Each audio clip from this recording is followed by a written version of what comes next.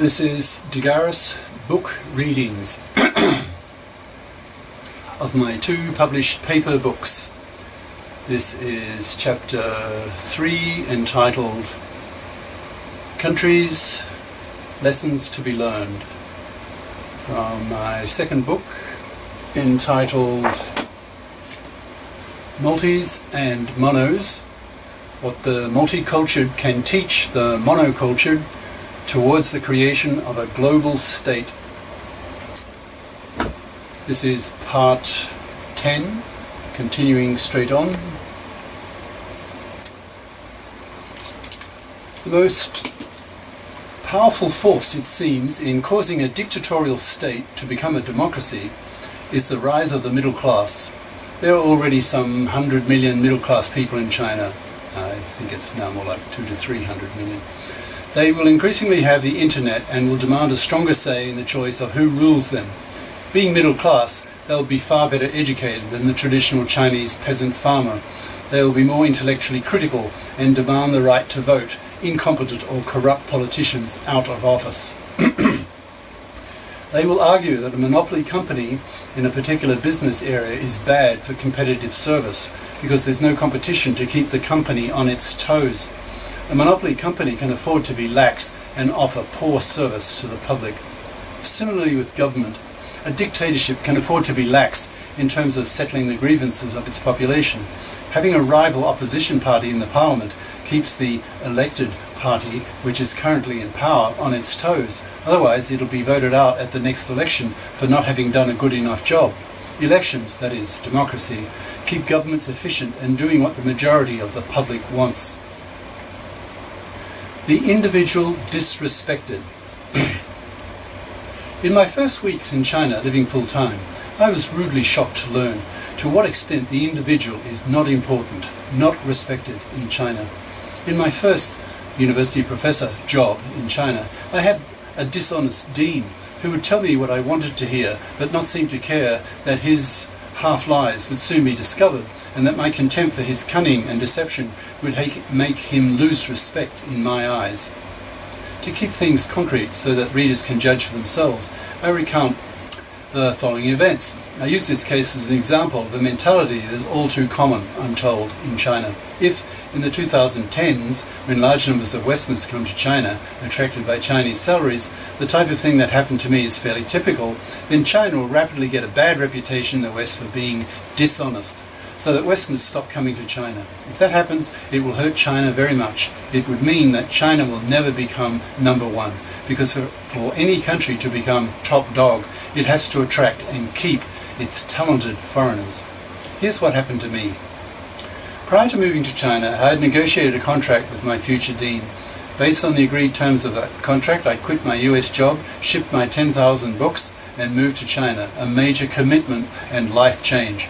When I arrived, the dishonesty problem started. For example, I was told during the contract negotiations with the dean that I would not have any summer course teaching. When I arrived, he said my salary was so high that I had to justify it with extra courses, that is, summer teaching. A few months after arrival, I was told by the dean that I had been made a full professor of the university by his school, as we had agreed in the contract. I later found out that his school had no power to do that. I then had to go through the main university selection procedure. I was told by the dean in the contract negotiations that I'd have PhD students to supervise. Much later, I learned that the main university decided to give the school only 4 PhD supervisor positions in the school's new PhD program.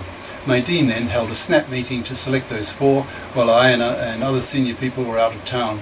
He selected his cronies, who in some cases were far less qualified than those who were excluded. After a year of such events, I got finally fed up and voted with my feet. I moved to another university. Such dishonesty would not be tolerated in the West. Such a person would be quickly fired, and no one would talk to him. But this happened in China, where moral standards are much lower, and where there is little tradition of respecting the rights of the individual, the way that democratic countries tend to breed into people. My impression is that in China, if you have dealings with people who are outside your social circle, then you are free bait to be exploited, to be used, to be abused. This is a commonly held attitude in China that disgusts and shocks Westerners because it exists only rarely in the West. I suppose it should be expected in a culture that is thousands of years old, that has been poor and undemocratic for all that time, that it would breed a mean-spiritedness in people and make people tend to abuse others. My Chinese wife tells me that prior to Mao's Cultural Revolution, in which people were encouraged to spy and betray each other, that behaviour towards each other in China was much more generous. I hope she's right. I hope that what I personally was the victim of is not the result of deep-seated Chinese cultural attitudes that have taken thousands of years to develop. If so, then such attitudes may only be eradicated with great difficulty, perhaps taking several generations of heavy social engineering, based on living in a materially rich democratic culture that tends to make people more generous. Only then might Chinese mean-spiritedness, that is, the attitude that it's acceptable to abuse the rights of others, gradually die out. I really hope my Chinese wife is correct, and that these attitudes are the result of a short historical period that can be wiped out fairly quickly once people get richer in China. But if these Chinese attitudes of cunning, of deception, and abuse of the rights and respect of the individual are deeply cultural and, as suggested above, may take many decades to be wiped out, then I fear that they will cause China to pay a very heavy price. What might this price be? As stated several times in this book, China has been the dominant nation for many, many centuries, so it's a powerful part of China's self-image to be number one, the most civilized nation on the planet, the middle nation. In fact, China's name in Chinese is Zhongguo, pronounced Zhongguo, which translates as middle country. I suspect that the major psychological factor explaining China's incredible energy that has made it the fastest growing economy and country in the world is a result of wounded pride. At a deep level, Chinese want to be rich, to be respected on the world stage, especially after being so humiliated and abused by the European, American and Japanese powers these past 2 centuries. So it's a source of tremendous pride to Chinese to feel that they are roaring back this century to being number one again. But this feeling may be short-lived. Let me explain. We don't live in a world of isolated nation-states anymore. The Western world, particularly Europe, lives increasingly in a growing world state, with a growing world language, a growing world culture that China is still only beginning to be conscious of. China's poverty and its CCP still largely keep China cut off from this growing world culture. In this growing world culture, people are free to move where they want to work, more or less. In the 20th century, the best brains often chose to work in the US because there they would get a high salary and were welcomed into the migrant American culture. If China wants to be number one this century, then it too will have to attract and keep the best brains in the world. If China continues to grow a lot faster than the rest of the world, then it will be able to attract easily the best brains with high, rich Chinese salaries. But what if Chinese culture, that is Chinese values, deep-seated ones, are repulsive to the rest of the world, especially to Western countries? What would happen to China's chances of being number one then? They would be dashed.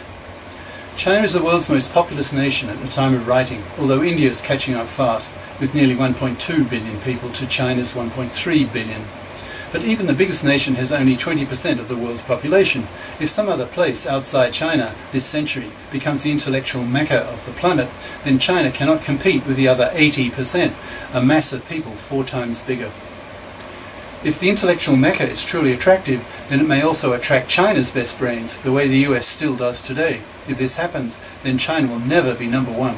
It will have to suffer the defeat of being forced to abandon its dream of returning to its long-held position of being middle country, that is, top dog.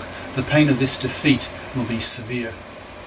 At the present time, the Chinese population lives in the hope of returning this century to its old dominant spot. But that is not a decision that can be made by the Chinese alone.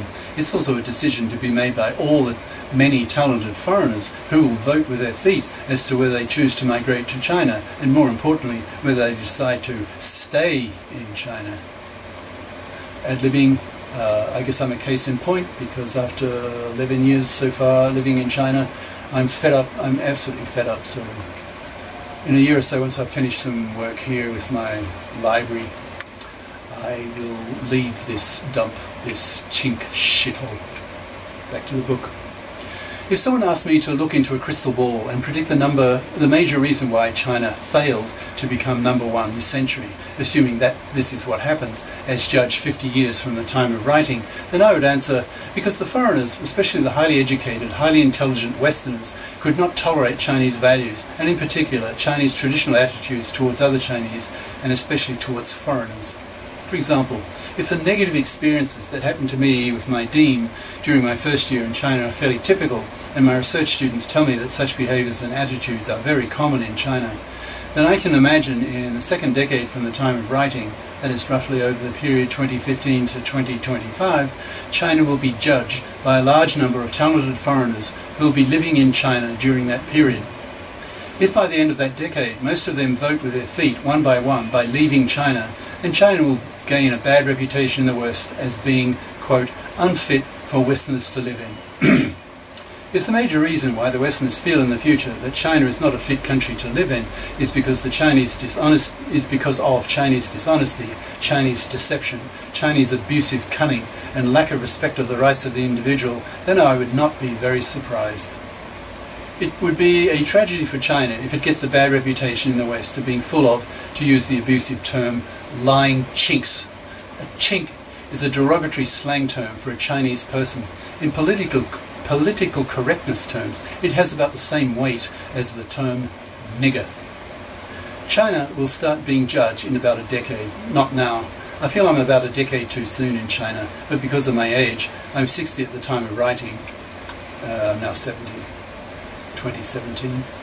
I would be getting a bit old at 70 to make a major cultural shift and adaptation, so I choose to come to China now and be the cultural anthropologist now, watching China go through its major adaptations, including, I hope, and not too far into the future, its transition to democracy, and then witness the incredible flowering of creativity I expect to see come from a democratic, modern China, what I call, ad-libbing what I call the new China, but it hasn't happened yet. China should pay close heed to what happened to Japan in the 90s. During the 1980s and early 1990s, Japan really thought it might become number one and wrote many books on this theme. However, in practice, the many talented foreigners who lived in Japan in the 1990s, including myself, nearly all left in disgust, feeling that Japan was not a fit country to live in. Japan is now doomed to never be number one.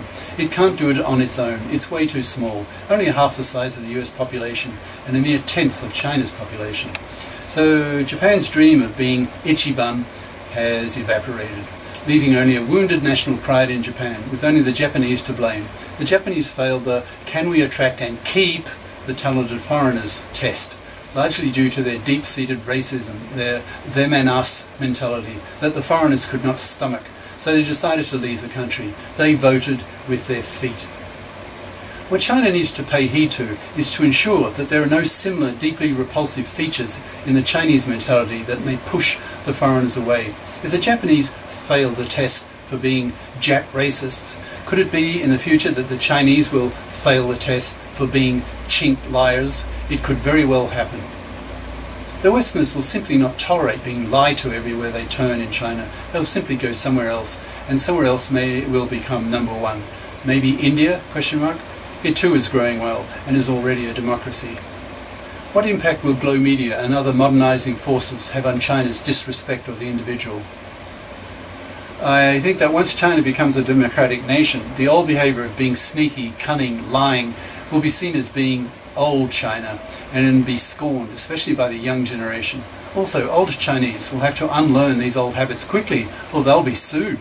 Once a system of law is installed, and there are many more lawyers, then being abused, especially in business, will not be tolerated, and victims will take their abusers to court. I suspect that within a decade after the transition to democracy, traditional Chinese deception and abuse of the individual will have largely died out, killed off through fear of being sued and by being utterly discredited. Sloths. I hope that several more decades of capitalist competition and the complete destruction of the iron rice bowl system will cause China to lose what I call its intellectual sloth. That is, a form of intellectual laziness that shocks Westerners. The disadvantage of the iron rice bowl, that is, one that will not break, implying employment for life in a CCP-controlled industry, is that one cannot be fired, no matter how poor a job one does. Hence, it's not surprising that many people become sloths. They lose their motivation to work well, because they have no fear of being fired if they don't work well. Capitalist competition forces higher levels of customer service. I remember being stunned one afternoon by my Chinese wife, who led the two of us into a state-controlled canteen and banged her hand down on the table, demanding service in an extremely, by Western standards, imperious and rude manner.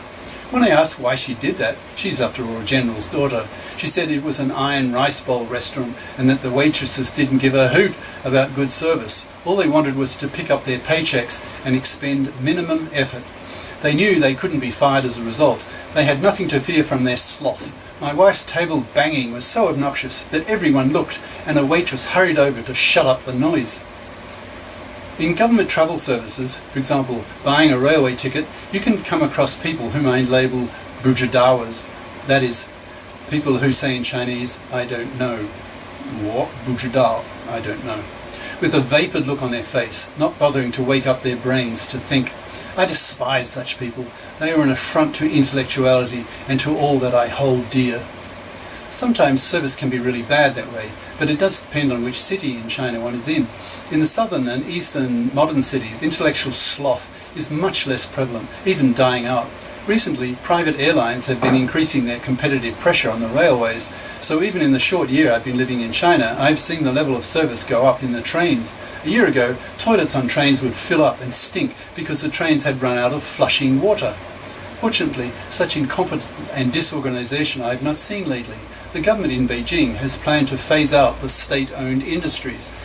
Now remember, this was written 10 years ago. Things have changed a lot since then. The state industries, to a large extent, have disappeared, replaced by capitalist industries to a large extent.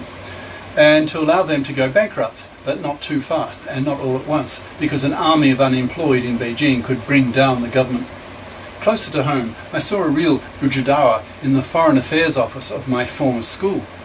American professors would visit and have their administrative needs taken care of by her. She was lazy and incompetent, except for when it came to buttering up to the few people who might get her a promotion by becoming a crony of theirs.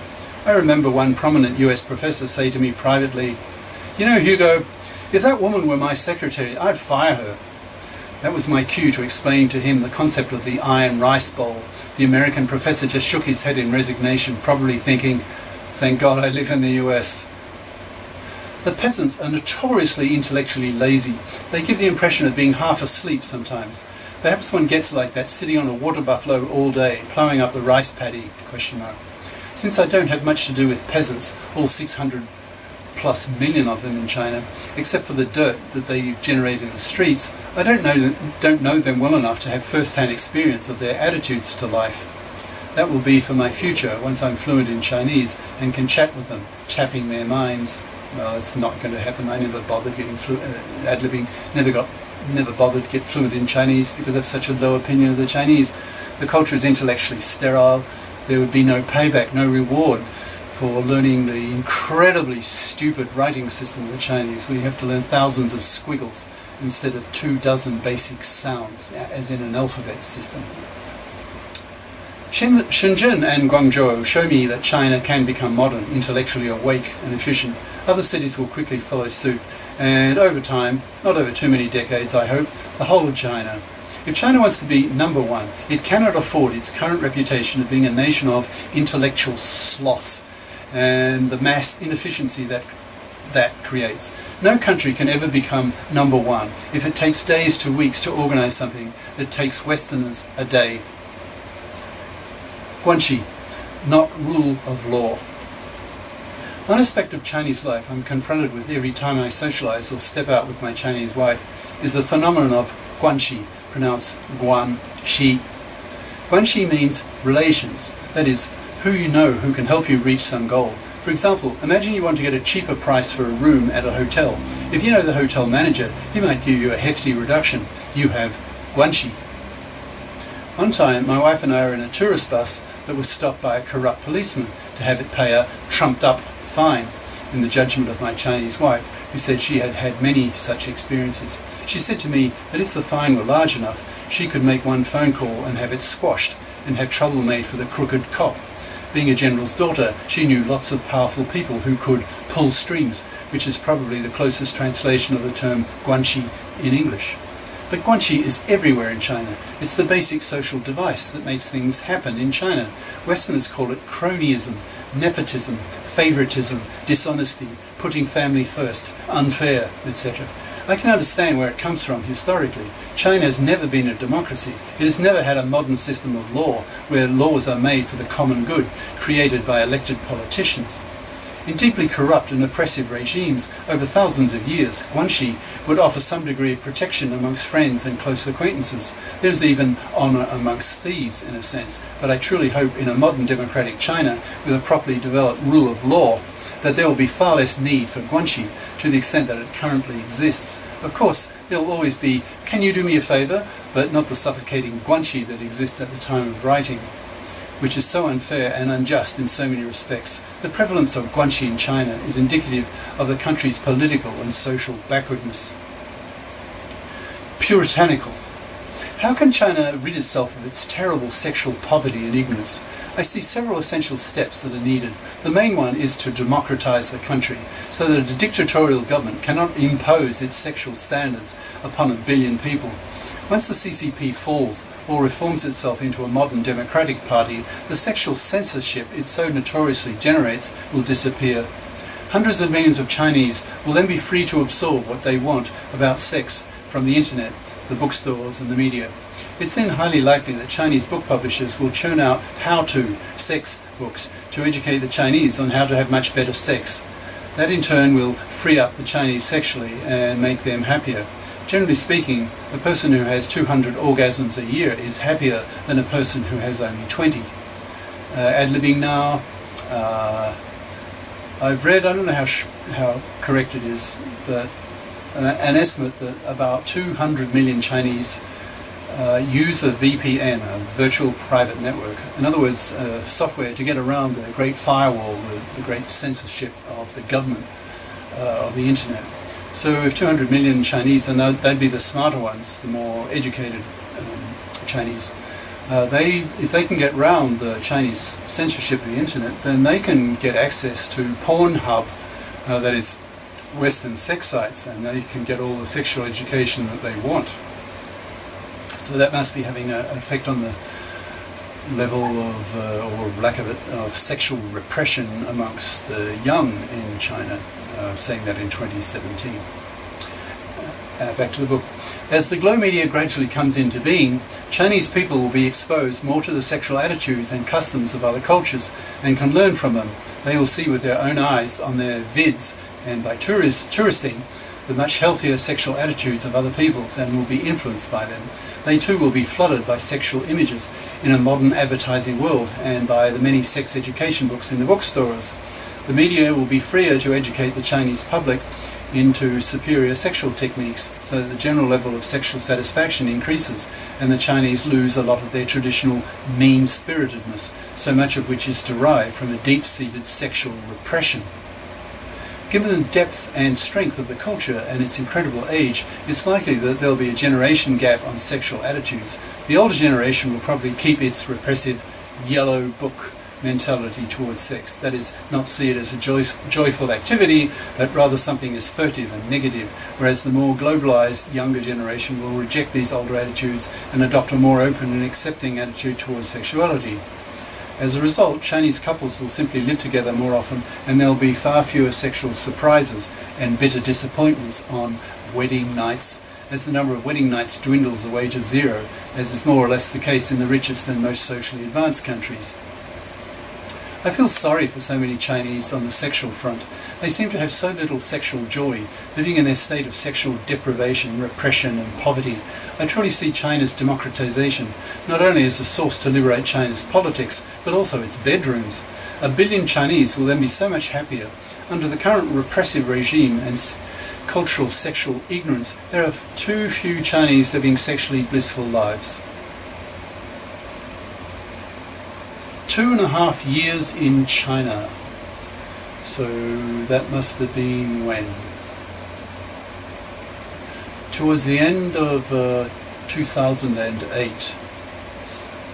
The paragraphs of this section were the last to be written in this book.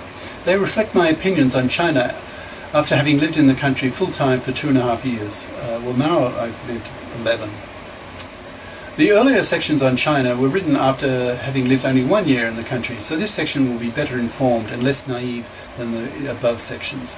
So what is my global assessment of China after having lived in the country for 2.5 years? Speaking bluntly, as I usually do in this book, I would summarize China as being, quote, the fastest changing shithole country in the world.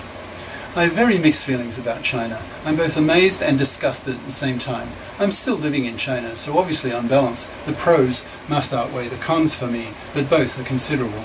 There are days when I ask myself, my God, why on earth am I living in this bottom third, low status backwater that is so politically primitive? It's not even a democracy. That is as underdeveloped as the bottom nations of the earth, that is largely the African black and the Arab nations. This book, for example, which I now know is to be published in the US, will definitely not be published in China. A potential Chinese translator, who has already translated about 100 books from English into Chinese, including some famous ones, stated quite clearly to me that this book would be considered dangerous by the Chinese government and would only get me into trouble, that is, thrown out of the country. So I'll have to wait the 10 to 15 years necessary for China to become rich enough to transition to democracy before it can be published. My first book on the rise of massively intelligent machines, called The Intellect War, a bitter controversy concerning whether humanity should build godlike massively intelligent machines, was published in both the US by ETC Publications, 2005, and in China by Tsinghua University Press in 2007. Not being permitted to publish one's books in a country is, of course, by Western standards, incredibly primitive. Freedom of speech is taken for granted in most countries on the earth, that is 2/3 of them now. Ad-libbing. Solzhenitsyn wrote 2 books in Russia, which were very popular in Russia and were translated into German, but they were repressed from being published in the English-speaking countries.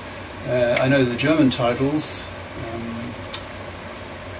Die Juden in der Sowjetunion, the Jews in the Soviet Union, and the other one, 200 Jahre zusammen, 200 years together. In other words, description of relations between the Jews and Russians over a 2-century period. Now, those 2 books were not allowed. They were blocked from being published in the English-speaking countries by the Jewish elite who controlled publishing in America and Britain and so forth. So, in practice, things aren't very much better in Western countries, given that the Jewish elite control publishing. China is like Burma, a brutal dictatorship, in the sense that intellectuals like myself are not free to say what they think. That really pisses me off. After having lived in 6 previous countries, all of which were rich democracies, Australia, England, Holland, Belgium, Japan, America, not being able to intellectualize in public is a major black mark against China. So after 2.5 years, what is keeping me in China if I have such negative feelings about the place? In a word, opportunities. As I write these words, President Obama has just been inaugurated, 2008. And the Western recession is really starting to bite. So it looks as though the relative strength of China versus the US will only tip increasingly in favour of China. I'm in China for the long haul, that is perhaps for the next 10-15 years of my career, and perhaps even for retirement, although I'm not sure yet about where I want to grow really old. Well, I did stay in China. I've been here now 11 years, but I'll move out in about a year or so. As an example of China's superior opportunities, given its superior economic growth rates, I use my own case to illustrate the point. I've spent the past year at university in the southeast coast of China, where the weather is balmy and the lifestyle is distinctly more modern, more honest, and better organized than in the more centrally located city I lived in during the first year and a half. Ad-libbing, that first year and a half was in the city of Wuhan, which is sort of eastern central China, and the city I'm living in now and still live in is Xiamen, which that's X-I-A. X-I in Chinese is a sh sound, so Xiamen, M-E-N. which is not far. It's just like a night's bus ride, or 4 hours or so in a high-speed train from Hong Kong on the coast. So Xiamen is a coastal city, southeast coastal tropical city. My new university contracted me to be director of an artificial brain lab, ABL, with a budget of 3 million RMB and the freedom to teach what I liked. I chose to teach pure math and mathematical physics to graduate students in the 3 departments of computer science, physics and mathematics on the topic of topological quantum computing, TQC, which promises to make quantum computers with